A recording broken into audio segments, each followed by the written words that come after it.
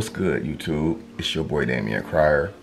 Hope you guys are having a wonderful, blessed, and amazing day today.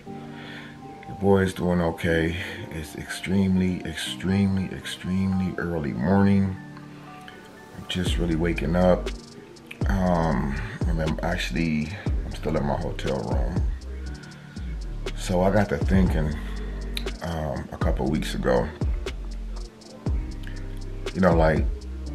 like a lot of my videos or a lot of my vlogs or whatever, mukbangs, I tell you guys, I try to give you guys more of me.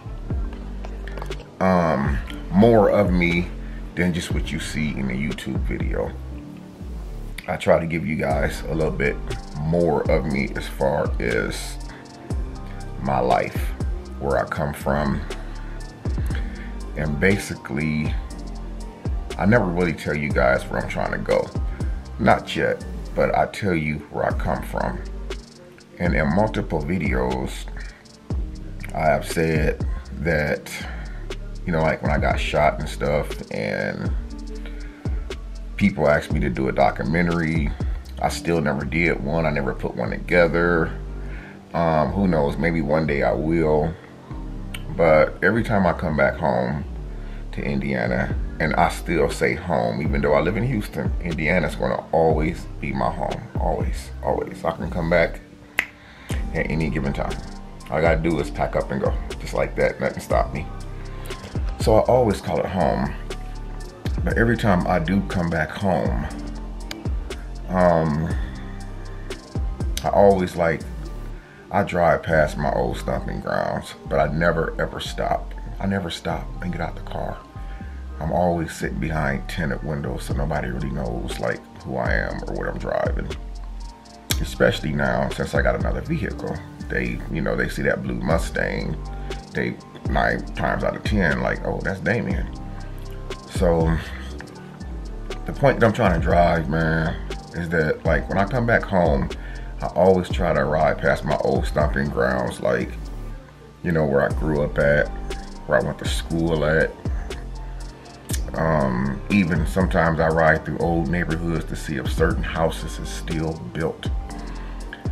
And one day, I was thinking to myself, when I go to Indiana, why not do a different type of video?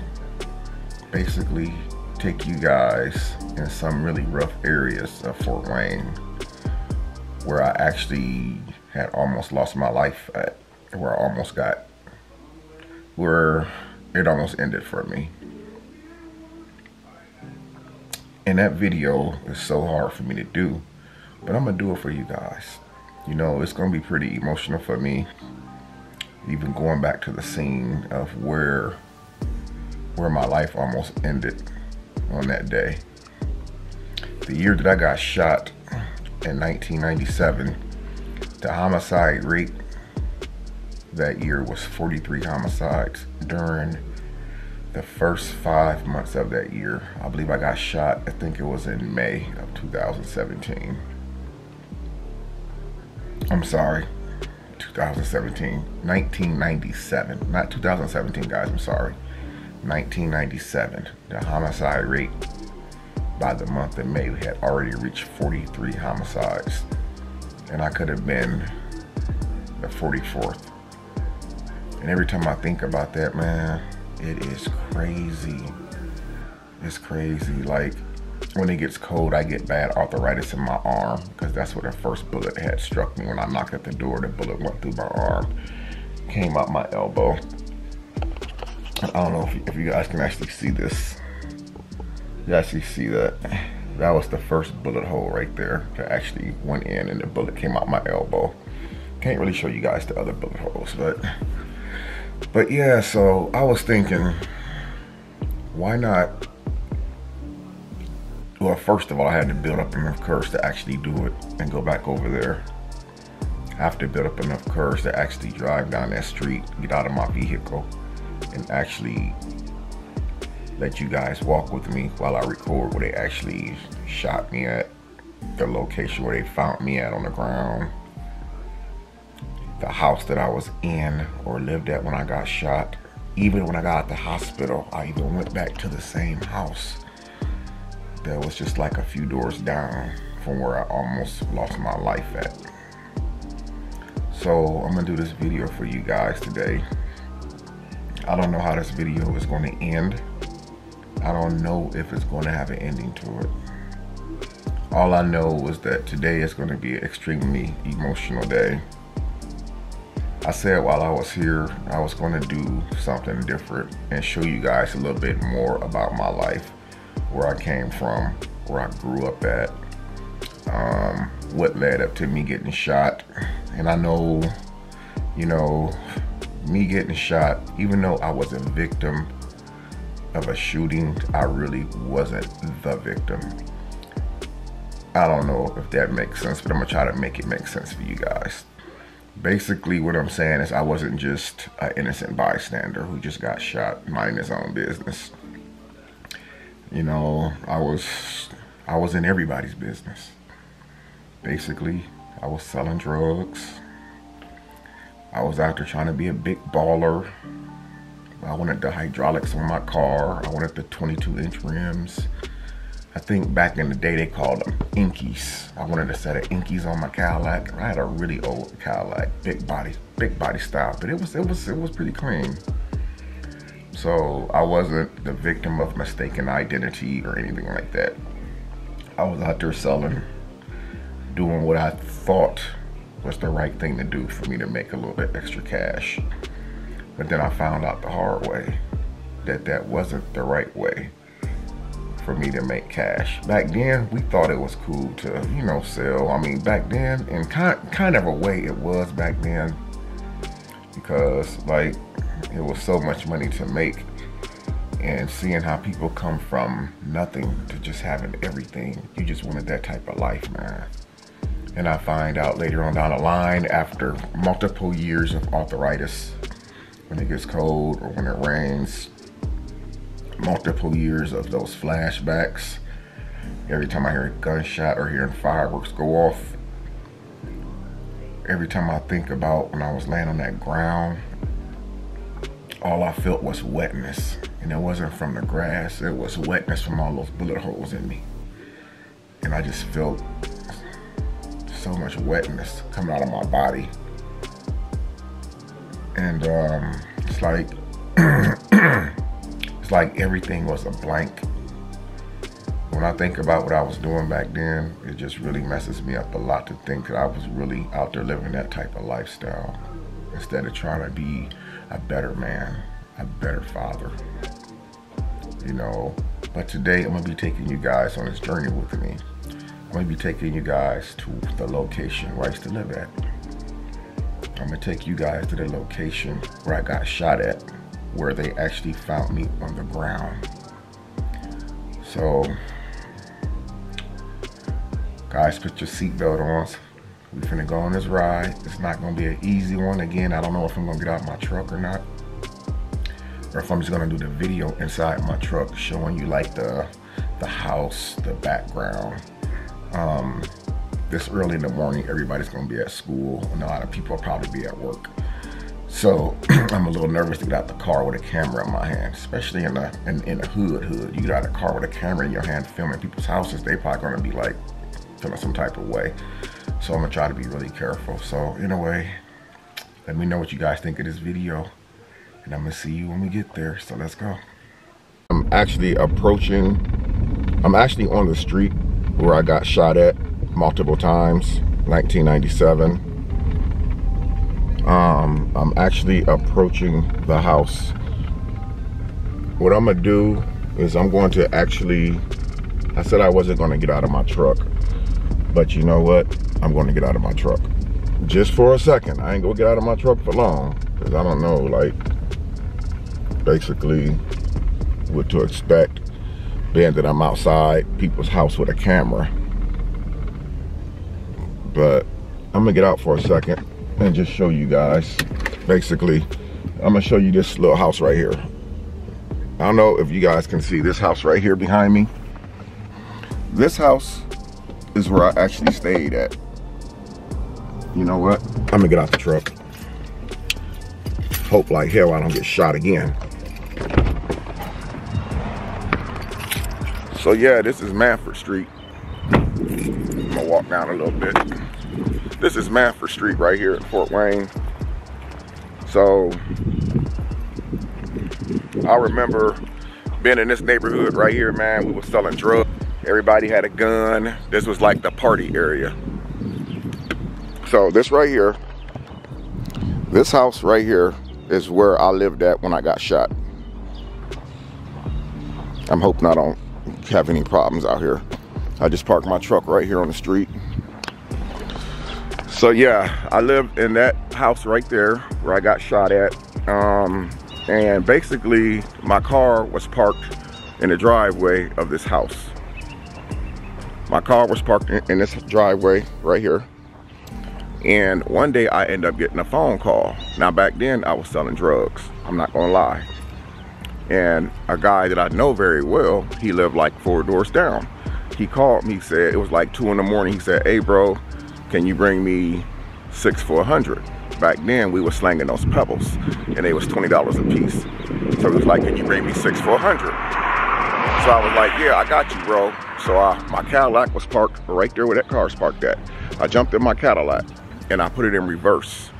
And I reversed. I'm finna walk 4 houses down. So 1, 2, and 3. Bam. This house right here is where I got shot at. When I got shot, I fell in the grass right here. I fell in the grass. My car was right here with his truck at. And I basically crawled on my elbows. Out to my car where the shooting kept occurring. He kept shooting and shooting and shooting. I remember the first bullet caught me in the arm. And there's a house right here. They got a new door up now. 3 of the bullets that hit me,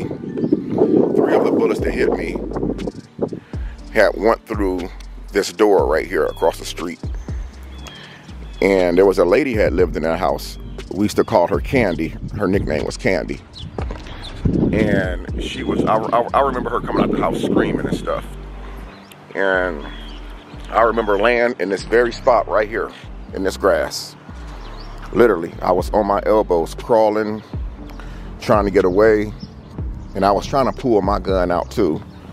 But it seemed like the more that I tried to pull my gun out of my waistband, the bullets just kept hitting me and hitting me and hitting me and hitting me. And there was nothing I can do. The last thing I remember is seeing like the flashing lights. I remember a bunch of police cars, sirens in the background. I remember waking up and them cutting my clothes off me, like trying to count the bullet holes before they took me to the hospital. And I don't know, man. I remember when I got out of the hospital, like it may have been like a month later. I was in hospital forever, it seemed like. I remember the police coming to the house.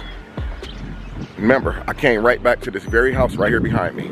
This house right behind me. 4 houses down from where I got shot at. I remember coming back to this house when I got to the hospital. And I remember the police coming to this house, knocking on the door and asking me, was I Damion Cryer? And they wanted to talk to me about what had happened to me. And I remember giving them the story about how I got shot, but I didn't tell them I was selling drugs. I just gave them some little bullshit story.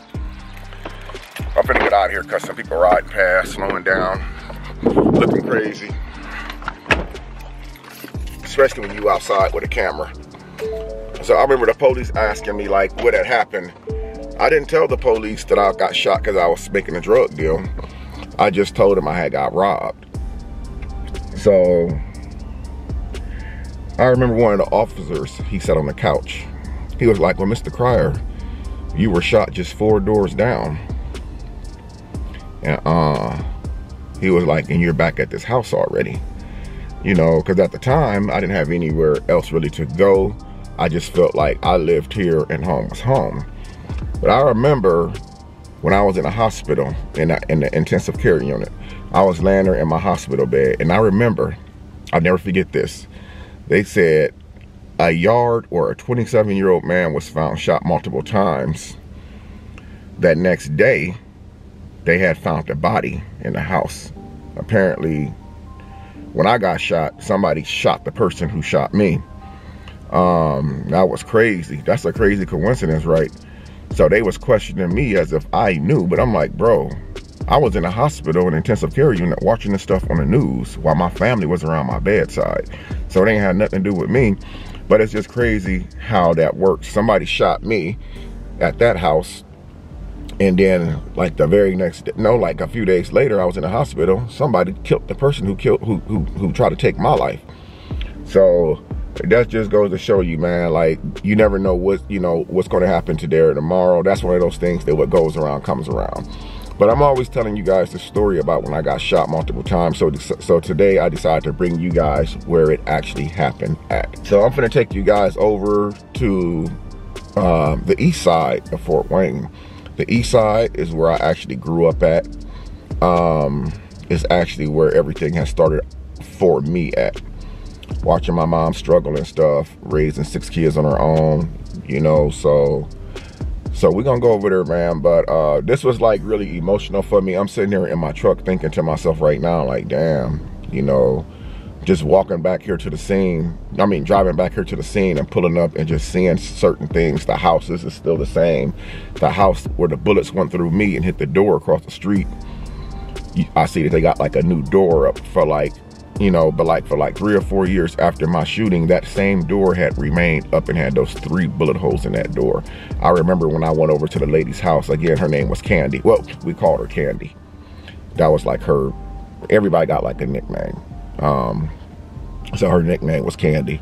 I remember knocking at her door and she hugged me. She was crying and she was like, oh my God, look at these 3 holes in my door.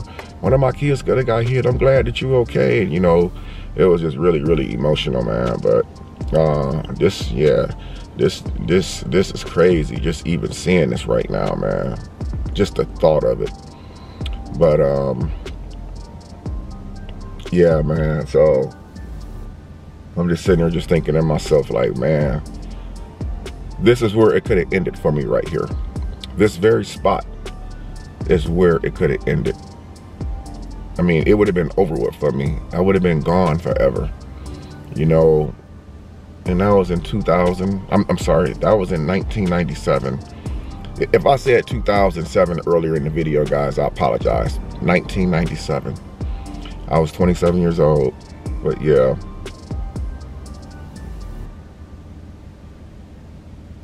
I'm just sitting there thinking, like, how many friends that I lost that year, the same year that I got shot. It was like the homicide rate in Indiana and Fort Wayne was like 43 that year. 43 homicides that year. I think that was in the month of May. And I was one of the lucky ones who actually survived. Most guys get hit 1 time or something. I got hit 6 times. I got shot 6 times. You know.